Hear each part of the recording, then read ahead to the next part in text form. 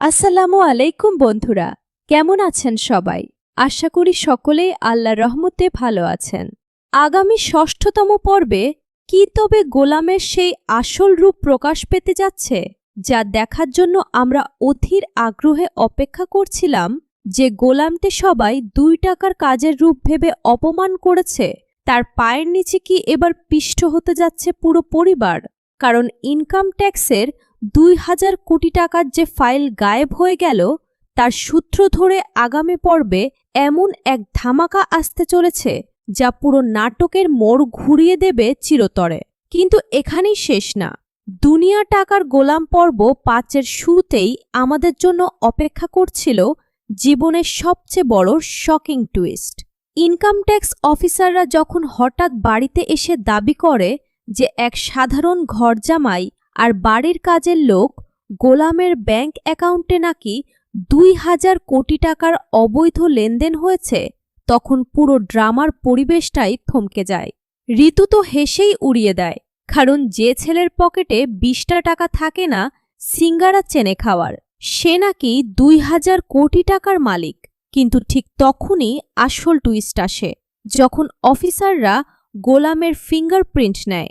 আর অদ্ভুত ব্যাপার হলো, ফিঙ্গারপ্রিন্ট দেওয়ার সাথে সাথেই সার্ভার থেকে তার সমস্ত অ্যাকাউন্টের ডিটেলস হাওয়া হয়ে যায়। অফিসাররা বাধ্য হয়ে ক্ষমা চেয়ে চলে যায়। এরপর যা হলো তা তো আরও অবিশ্বাস্য। শ্বশুরের জন্মদিনে যেখানে বড় বড় ধনকুবেররা লাখ টাকার নকল ডায়মন্ডের আংটি দিয়ে বাহবা পাওয়ার চেষ্টা করছিল, সেখানে গোলাম ফুটপাত থেকে কেনা ৩০০ টাকার আংটি বলে যে উপহারটা দিল জহুরির চোখ, সেটা দেখেই চিনে ফেলল ওটা আর কিছু নয়, দুবাইয়ের সবচেয়ে দামি সলিটিয়ার ডায়মন্ড। ভাবা যায় একটা সাধারণ কাজের লোক এত দামি আসল ডায়মন্ডের আংটি কোথায় পেল? এখানেই লুকিয়ে আছে নাটকের সবচেয়ে বড় রহস্য। ব্যক্তিগতভাবে বলতে গেলে এই পর্বের স্টোরি টেলিং ছিল এক কথায় অসাধারণ এবং ইমোশনালি বেশ জোরালো।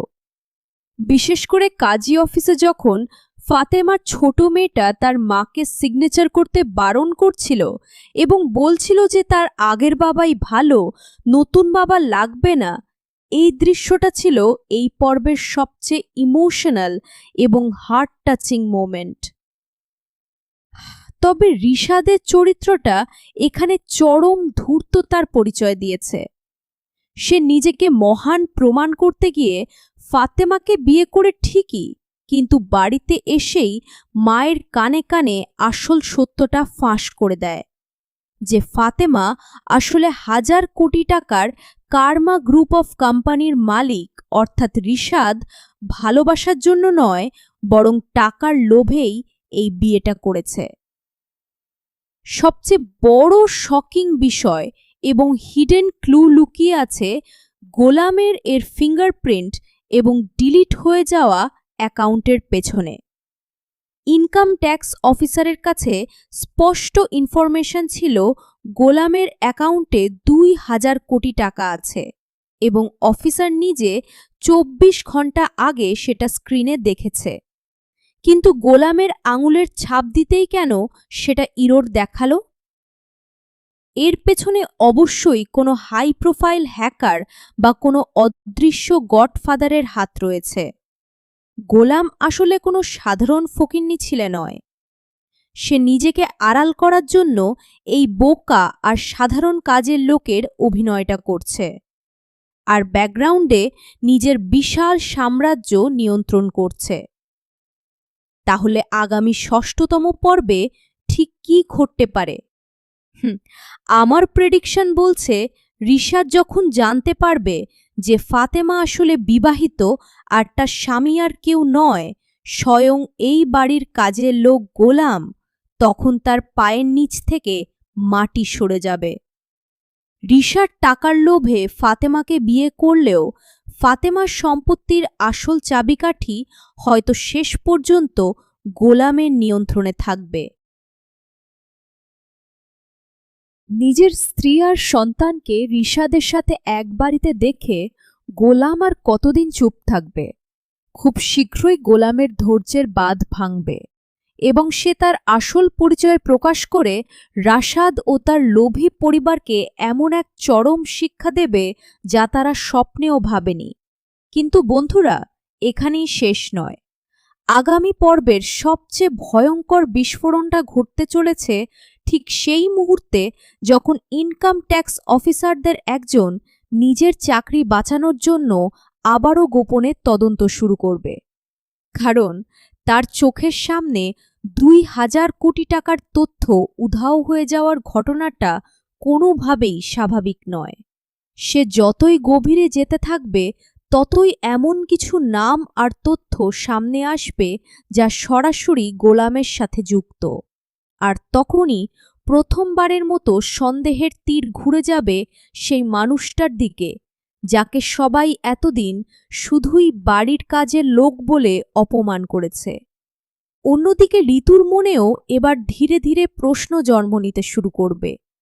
এতদিন সে গোলামকে ব্যর্থ, অযোগ্য আর নিরীহ একজন মানুষ বলেই ভেবেছে, কিন্তু একের পর এক অদ্ভুত ঘটনা তাকে ভেতর থেকে নাড়া দিতে থাকবে। বিশেষ করে সেই ডায়মন্ডের আংটির রহস্য কোনোভাবেই তার মাথা থেকে বের হবে না, কারণ একজন সাধারণ মানুষের পক্ষে এমন মূল্যবান জিনিসের নাগাল পাওয়া প্রায় অসম্ভব। ফলে ঋতু গোপনে গোলামের অতীত সম্পর্কে খোঁজ নেওয়ার সিদ্ধান্ত নিতে পারে। এদিকে রিকশাদও বসে থাকবে না। ফাতেমার সম্পত্তির খবর জানার পর তার লোভ আরও কয়েক গুণ বেড়ে যাবে। সে নিজের মাকে নিয়ে নতুন এক ষড়যন্ত্রের পরিকল্পনা করবে। তাদের লক্ষ্য হবে যত তাড়াতাড়ি সম্ভব ফাতেমার সমস্ত সম্পত্তির কাগজ নিজেদের নিয়ন্ত্রণে নিয়ে আসা। কিন্তু তারা জানেই না যে খেলাটা তারা শুরু করতে যাচ্ছে সেই খেলায় তাদের প্রতিপক্ষ কোনো সাধারণ মানুষ নয়। সবচেয়ে বড় রহস্যময় দৃশ্যটি দেখা যেতে পারে গভীর রাতে, যখন পুরো বাড়ির সবাই ঘুমিয়ে থাকবে। তখন গোলামকে দেখা যাবে এক নির্জন জায়গায় কারোর সাথে গোপনে দেখা করতে। সেই ব্যক্তির হাতে থাকবে একটি বিশেষ ফাইল, যেটির উপর বড় করে লেখা থাকবে কার্মা গ্রুপ কনফিডেন্সিয়াল। ফাইলটি হাতে পেয়েই গোলামের চেহারার শান্ত ভাব মুহূর্তের মধ্যে বদলে যাবে। তার চোখে দেখা যাবে বহু দিনের জমে থাকা প্রতিশোধের আগুন। আর ঠিক তখনই দর্শকরা বুঝতে শুরু করবে যে গোলাম এতদিন শুধু নিজের পরিচয় লুকিয়ে রাখেনি, সে অপেক্ষা করেছে সঠিক সময়ের। কারণ তার প্রতিটি অপমান, প্রতিটি অবহেলা আর প্রতিটি আঘাত সে নীরবে সহ্য করেছে শুধুমাত্র বড় কোনো পরিকল্পনা সফল করার জন্য। কিন্তু সেই গোপন ফাইল হাতে পাওয়ার পর গোলাম যে সিদ্ধান্ত নেবে সেটাই বদলে দিতে পারে পুরো গল্পের গতিপথ। কারণ ফাইলের ভেতরে থাকা তথ্যগুলো শুধু কার্মা গ্রুপের নয়, বরং এই পরিবারের কয়েকজন সদস্যের বহু বছরের লুকাগো অপরাধেরও প্রমাণ বহন করে। গোলাম এক এক করে সেই নথিগুলো দেখতে থাকে, আর তার মুখে ফুটে ওঠে রহস্যময় হাসি। রহস্যময় এক হাসি, যেন সে এমন কিছু জেনে গেছে যা প্রকাশ পেলে মুহূর্তের মধ্যে অনেকের মুখোশ খুলে যাবে। পরদিন সকালে বাড়ির পরিবেশ স্বাভাবিক থাকলেও অদৃশ্যভাবে শুরু হয়ে যাবে এক নতুন খেলা। রিশাদ যখন ফাতেমাকে বিভিন্ন কাগজে সই করানোর চেষ্টা করবে, তখন ফাতেমা অদ্ভুতভাবে দ্বিধাগ্রস্ত হয়ে পড়বে। কারণ তার মনে বারবার ভেসে উঠবে গোলামের কথা। যদিও সে প্রকাশ্যে কিছু বলবে না, তবুও তার অনুভূতি তাকে সতর্ক করতে থাকবে যে কোথাও না কোথাও একটা ভয়ঙ্কর ফাঁদ পাতা হয়েছে। অন্যদিকে ফাতেমার ছোট মেয়েটিও ধীরে ধীরে গোলামের প্রতি অদ্ভুত একটা টান অনুভব করতে শুরু করবে। সে লক্ষ্য করবে গোলাম যখনই তার সামনে আসে তখন তার চোখে এক ধরনের মমতা দেখা যায়। আর এই বিষয়টাই শিশুটির মনে নতুন নতুন প্রশ্নের জন্ম দেবে। সে বুঝতে না পারলেও অনুভব করতে শুরু করবে যে এই মানুষটার সাথে তার কোনো গভীর সম্পর্ক আছে। এদিকে ইনকাম ট্যাক্স অফিসার যে তদন্ত বন্ধ করেনি সেটাও সামনে আসতে শুরু করবে। অফিসের পুরনো সার্ভারে লুকিয়ে থাকা কিছু ব্যাকআপ ডেটা উদ্ধার করার পর সে একটি নাম দেখতে পাবে, আর সেই নাম দেখে তার হাত কেঁপে উঠবে। কারণ সেখানে গোলামের নাম নয়, বরং এমন একজন প্রভাবশালী ব্যবসায়ীর পরিচয় পাওয়া যাবে যাকে বহু বছর আগে মৃত বলে ঘোষণা করা হয়েছিল। সবচেয়ে বড় ধাক্কাটা আসবে তখন যখন সেই অফিসার একটি পুরনো ছবি খুঁজে পাবে। ছবিটিতে একজন সফল তরুণ ব্যবসায়ীকে দেখা যাবে যার চেহারা হুবহু গোলামের মতো, শুধু পোশাক আর ব্যক্তিত্বের পার্থক্য আকাশ পাতাল। অফিসার তখন বুঝতে পারবে গোলামের আসল পরিচয় নিয়ে যতটা ধারণা করা হচ্ছে, বাস্তবের রহস্য তার চেয়েও অনেক গভীর। আর ঠিক এই সময় রিশাদের মা গোপনে এমন একজন মানুষের সাথে যোগাযোগ করবে যিনি অতীতে গোলামের বিরুদ্ধে কাজ করেছিলেন। তার ধারণা গোলাম যদি সত্যিই বড় কোনো রহস্য লুকিয়ে রাখে তাহলে এখনই তাকে থামাতে হবে। কিন্তু তিনি জানেন না যাকে ফাঁদে ফেলার পরিকল্পনা করছেন সেই মানুষটা তাদের প্রতিটি পদক্ষেপ আগেই আন্দাজ করে রেখেছে। গল্পের শেষ দৃশ্যে দেখা যাবে গোলাম নিজের ঘরে একা বসে একটি পুরনো পারিবারিক ছবি দেখছে। ছবির এক কোণায় থাকা একটি মুখের দিকে তাকিয়ে তার চোখ ভিজে উঠবে। তারপর সে ধীরে ধীরে বলবে, আর বেশি সময় নয়, এবার সবাইকে সত্য জানতেই হবে। এই একটি সংলাপের পরই পর্দা কালো হয়ে যাবে, আর দর্শকদের মনে জন্ম নেবে শত শত নতুন প্রশ্ন। বৃদ্ধ মানুষের কাছে পৌঁছে যাবে যিনি একসময় একটি বড় ব্যবসায়িক প্রতিষ্ঠানে কাজ করতেন। বৃদ্ধ লোকটি গোলামের ছবি দেখেই হতভম্ব হয়ে যাবে। তার কাপা কণ্ঠে বেরিয়ে আসবে একটি নাম, এমন একটি নাম যা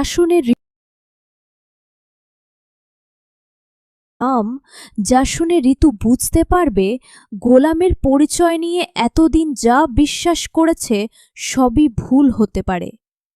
সবচেয়ে উত্তেজনাপূর্ণ দৃশ্যটি আসবে রাতের বেলায়।